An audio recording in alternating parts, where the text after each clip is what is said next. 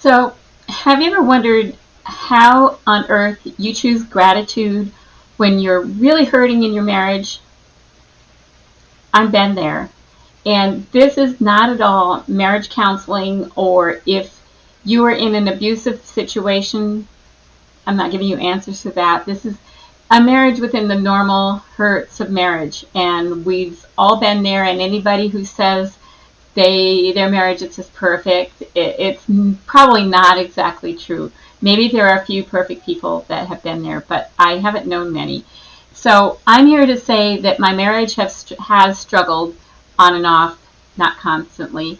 There have been great moments, but we're two sinners. So let's face it, I blow it. My husband's perfect. Okay, so how do you choose gratitude when you're in a marriage situation that you're going through a season or day, and it's just so hard that you can't possibly find a way to be thankful or have gratitude, that you just can't. And when you're laying on the bed in a ball, crying and crying and crying, and your emotions and your hormones are all out of whack, and your cycle's coming, and you know what I mean. So when your marriage is at a point that it's hurting and you have a conflict, something that's happening, the last thing that's going to cross your mind is to be grateful. You're going to have to learn to do this and really take a conscious effort to do that, because emotionally you are at a low and your thoughts are consumed with the issues that are causing your emotional pain. So just let's go back and remember when God brought you and your husband together. And yes, God did bring you and your husband together. Whether or not you were both saved at that moment, he brought you together. He was, had so much planned for you. God doesn't intend us to be divorced, and we can come so close to that. We can start throwing the divorce word around. And I really feel that in the society that we're in today, where divorce in the last 50, 60 years has become so much more an acceptable thing, a way out, it just makes it so possible to think that way, and to think that, well, if this doesn't work, I'll just end it. And just remember back. Go look at your wedding album and flip through it when you're not feeling so grateful. Because God brought you together, and somewhere along the journey, life happened, and maybe you're not feeling like you're in love anymore. So because of that, because you're in such a hurting situation, and because of the way our society is, it's too easy to say, I'm just done. I'm done. I'm not doing this anymore. So when I was in the first years of our marriage, I honestly thought I was the only woman that ever went through problems like that. Why do women not share these things at all? Maybe we're not going to say bad things about our husband. This video will not. But maybe we can at least admit, I do struggle, so that other younger women than us, or other women, can realize that it's okay. We can get through this. And we can learn how to have gratitude. That's a solution for this problem of marriage hurting. And so I felt so alone. Maybe you do too. So I didn't have the older woman in my life to set me straight or encourage me. It wasn't that my marriage was always messy. Maybe at that point you feel it is. You can feel like it's always like this. It just always, and look at yourself. Start looking at you. That is what I had to do. I had to start looking at me and saying that, well, if he did this and I responded wrong, it was my fault. And I'd actually tell myself, well, I'm more than wrong. So for those once a month days when your marriage hurts, or those seasons when your marriage is totally on the rocks, I want to share why you need gratitude and why gratitude will help you. So more and more Christian marriages are even struggling, and too often ends in divorce. And if I can save your marriage and help you, because let me tell you, even when you're struggling, it's devastating to your children. Believe me, it is. And when so that if your marriage ends, it's even more devastating because you haven't demonstrated to them how to work through those things, and that you can get to the other end when more and more, or more of the time, your marriage is wonderful. And not all days. Even my dad told me that when he was in his 90s, he said this. He said, yes, marriage is always a struggle, even in your 90s. Because I remember seeing some cute things that my mom did deliberately to aggravate my dad. And she wanted the lights off. And he needed them on because of his eyesight. But she'd just flip them on. I do things like that to my husband just to hear his response. I have these little teeny lights going down the stairs. And I turn them on in the morning because it's still dark. So when I go downstairs, I can see. But I like them flickering just because he will go and turn them off. We don't say anything about it. There's no, but that's in fun. But what if those things actually are sparking you and your marriage? How do you deal with it?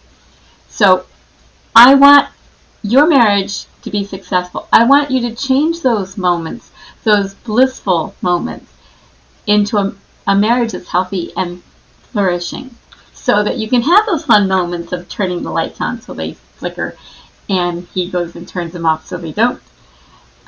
So don't ever take your marriage for granted. Always do things to nurture your relationship with your husband. That could be just making his lunch and putting some special things in. It could be, I had this M&M dispenser. It was like a little racing car. It's kind of cute. And it had these little M&M guys. And so you filled it up with M&Ms, and he'd come along and of course the kids ate them too, so that it would run out very quickly. And when we ran out of M&Ms, he'd come along just to hear it like empty, and he'd look at me like, well, that was something I did during our struggle through our marriage, when things were so bad or often so bad that even when it's good, I didn't really feel like going and reading him when he came in, to be honest, from work.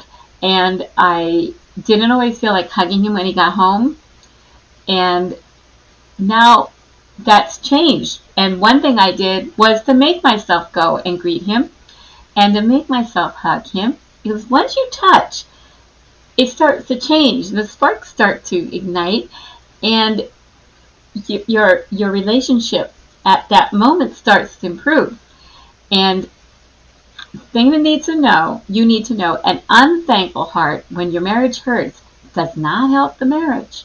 So if you don't start culturing a good relationship and doing things like going over to greet him, it's just not going to start culturing that thankfulness.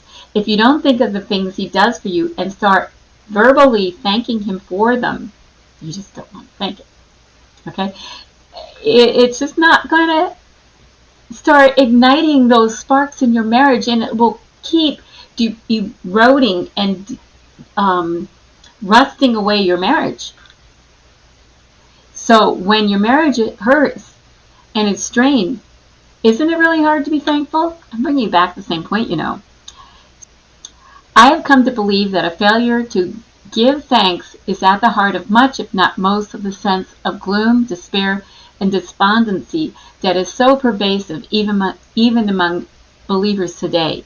Now, if we take that quote from Nancy Lee DeMoss and we turn it around and start giving thanks to our husband and, of course, to God. Yes, of course, to God. Don't we do that at church and we don't at home? A lot of times we can praise him at church and sing all the hymns and the songs, and then we just stop doing it at home, and we walk in the door and we can start bickering, and the kids start bickering. And so, just what if? I know that when my marriage was struggling, the last thing I felt like doing was being thankful. At that moment, my heart was focused on all the wrong things that had been done to me, not on what I did. I was immersed in a puddle of self-pity. How to choose gratitude when your marriage hurts. Yes, it can be done. Psalm 50:23 says, "Whoever offers praise glorifies me, and to him who orders his conduct aright, I will show the salvation of God." So you may be feeling so low that you can't imagine how on earth you're going to choose gratitude. The gloom that can settle around your heart can be so weary. Your situation might be impossible at the moment. I get that because I've been there. But yes, you can do this. You can do this with God. You can't even have gratitude, true gratitude, without God helping you and giving you that gratitude in your heart so that it flows out of you. I like how Psalm 50:23 says to give the sacrifice of praise, and especially to the blameless. Okay? Sacrifice of praise. It is a sacrifice sometimes to give thanks and be thankful and say thank you for doing that for me, or thank you for putting up with me. Yes, putting up with us. Us women can be really a pain. Having a heart of gratitude isn't always as easy, and I think the place where our heart of gratitude is challenged the most is in our marriage. So what a challenge to be blameless. I am not blameless in most of the things that happens in my marriage. I am part of it or become part of it. So when things aren't going well and your marriage hurts, how can you learn to be blameless? God wants you to be blameless. There are some things that I did that turned my marriage around, and I want to share them with you. I want you to be the change and to change in how you respond, to be blameless. Choose gratitude when marriage hurts, and especially when your marriage hurts. And here are 5 things. Take all your unthankful thoughts captive. 2 Corinthians 10:5. You can look it up.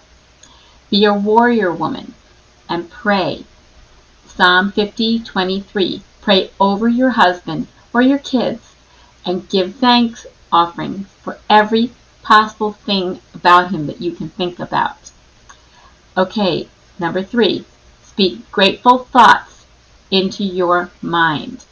Take those thoughts captive and replace them with grateful thoughts. Okay, number 4 is to choose to be grateful for your home, first of all, and the children God has given you, and the husband God has given you. And when you don't feel grateful, and his words are like emotionally abusive, you think, just make sure that your words in return aren't emotionally abusive. And think and say 3 things that you're thankful for each morning. Get your mind in gear and start making your thoughts think graceful thoughts. And if you start doing things like making his lunch, even though you could say, oh, just go make your own lunch. Start putting his clothes out. I used to put his uniform out. I just forgot and remembered. I put his uniform out for him every morning. Every night, and put it in the bathroom for him. Crazy things. You could say that I was going overboard, doing too many things for him. Yeah, maybe I was. And you know what? It came back as appreciation. It came back as a husband that totally loves me like he wasn't able to for a while. Maybe he did deep down, but it just wasn't there like we would want. And those middle years are very hard. But the people who get to the other side, and you talk to the people who have been married 40, 50, 60, 75 years like my mom and dad, you will see things that happened in their lives to change that, where they obviously had times that weren't good. And my kids might think that my parents never had these moments. Yes, they did. I was their child. And yet I saw the process that my dad always wanted to listen to my mom, always wanted to hear what she said. And if your husband isn't doing that right now, maybe at some point they weren't, because I wasn't always there. I was 10 years younger than the oldest child. So, they're human. They were sinners just like me, and they worked through those things. and they worked through them so that I saw a beautiful marriage, a wonderful marriage, a demonstration of God and his church, because that is what the husband is to represent God, and the woman is to represent the church, if I remember correctly, and comes together into a beautiful marriage that God is, this whole thing with what God has done to us represents. And you can be that. And I would just encourage you to get through whatever you're getting through. Fight against divorce. We don't want another divorce. I don't want you to get divorced if that's where you're headed. And it took a while with my marriage to change things around. Took doing things and failing and doing things and failing. I wasn't perfect, but you can get around this and you can have a marriage that's wonderful. And when you start being grateful and start having a heart of gratitude, and having a heart of gratitude even when you don't feel like having a heart of gratitude. So I'm so grateful for you sticking to the end of this. So thank you so much, and check out the gratitude journaling workbook below. Bye.